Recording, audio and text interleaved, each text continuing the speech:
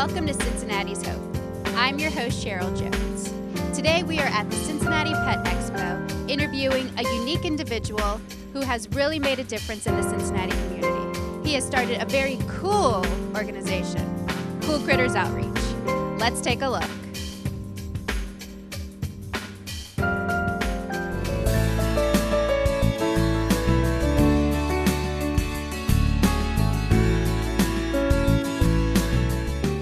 We're here at the Cincinnati Pet Expo at the Cool Critters Outreach booth. I'm standing here next to Brian Gill, the Executive Director of Cool Critters Outreach. Now, Brian, how did this organization start?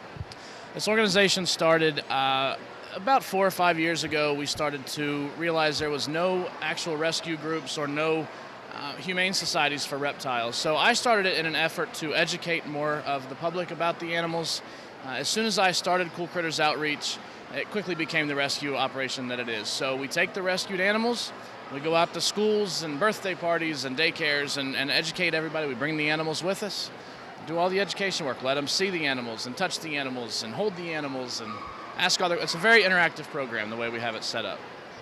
Okay, now what would you consider in terms of reptiles, what makes a really good pet? In terms of a reptile to make a good pet, what you're looking at is probably a smaller snake if you're just getting into it, maybe a bearded dragon. We have one behind me. Something obviously small, nothing that's going to get way too big, and we have a couple of those examples with us today as well. So, now, if a family was to adopt a snake, for example, and decide they no longer wanted to keep it, how could someone contact you to maybe get it off their hands? A lot of times what people end up doing is they check out online, they look us up and search us or whatever, and they find us. But we have a website address, which is coolcrittersoutreach.com. They can contact us via phone call or text message at 513-720-2442. Email us at brian@coolcrittersoutreach.com, and then we take it from there. It's very simple. We make it very easy to make sure these animals don't end up on the street or in the wrong hands of someone that may not know exactly what they're doing with them. Now, have you always been fascinated by reptiles and amphibians in general? Yeah. Oh, yeah. I've loved them since I was a kid. I always wanted to have one. I was not allowed to own anything. Mom and Dad kind of put a squash on that. We had a dog. That was it. Now, when did you own your first reptile? When I moved out. When I moved out and got a place of my own, we got a snake, and it just kind of grew from there. We'd had a snake, and we'd get a gecko or a little lizard of some sort. And I started this because I would take the animals that I had into my own kids' schools. I'd show it to their classrooms, and I realized the kids were fascinated, so I went in that direction, and I started doing it what I'm doing today. So now, how many animals are in your company right now?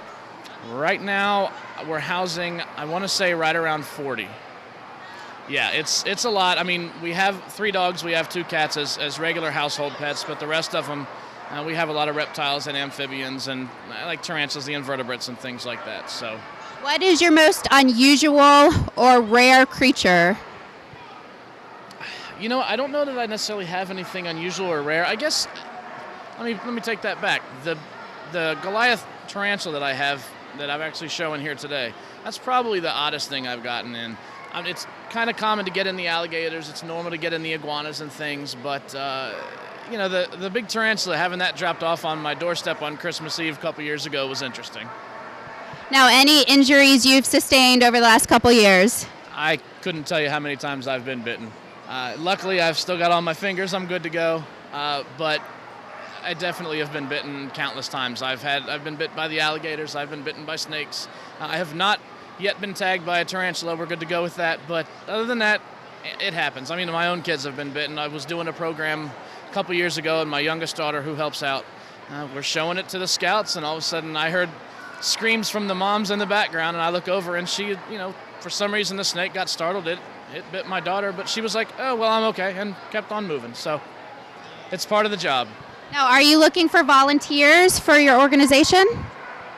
I'm hoping that after this we'll need some more. We were looking for some volunteers. We got some incredible volunteers that have been helping us out this weekend. We've got several that are on staff right now. At the present time, we're okay. What we will end up looking for, I'm sure, is some foster homes. If anyone can foster animals, we look for that. And then as soon as I need more volunteers, The website is where I post everything. I've got the website up. If I need anything else, I've also got a Facebook page that I end up updating a lot of stuff on as well. So I try to network as much as possible to get the community involved. And by the way, you are a friend of mine on Facebook now. Did you realize that? I didn't know that, but I just, I had everybody. Everybody's my friend. I love them all. Now, what would you recommend as a safe reptile for young children? A safe reptile for young kids. A lot of times the media will portray like turtles to be really horrible for kids, and you get a salmonella, you're gonna get really sick. I've been doing this for 10, 15 years plus. I've not once been sick, and none of my kids have been sick either. If you wash your hands and you're safe and clean about it, you're fine. So it's not that a turtle is necessarily a good pet. Maybe a little leopard gecko, maybe a bearded dragon. Again, that's a fantastic animal. If you're looking more for a snake, a corn snake or a king snake, maybe a ball python if you want something a little thicker. Those are typically very docile, very easy animals to care for. I shouldn't say easy, a lot less difficult to care for than the other ones. So, now, where do you house and store all these animals? Either my house or our foster homes. Everything is in the house. When we go walking around, I'll show you the gator pit. That's actually down right by my washer and dryer. So everything, for the most part, it's very well organized within the house. When you walk in the home, you don't see anything. You don't realize we have these animals.